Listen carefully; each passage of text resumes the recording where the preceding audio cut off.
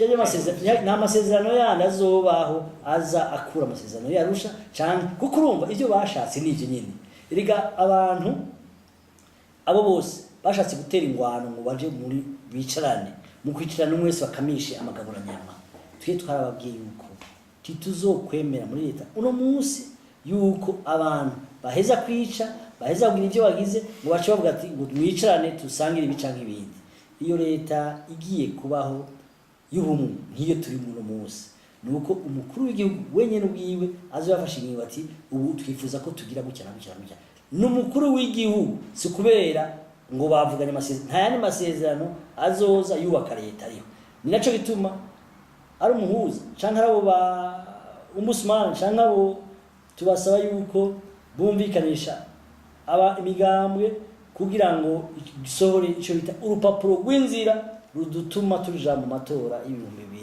2020 atantumanzi.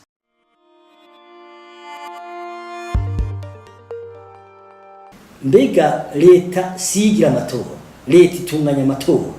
Abagira amatora ni imigambwe. Twebwe ku bwanje mvuga nuko imigambwe yose nigende yicarane irondere intumbero ingene amatora tobigenza. Baje kuvyumvikana twebwe muri leta sobisha mu ngiro. Cyo bituma ibiganiro ni hagati y'imigambwe.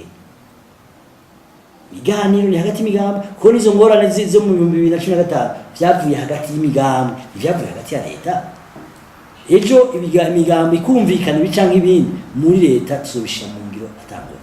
Twebwe muri leta twebwe twemeranga yuko dushikiye umuhuza w'abarundi.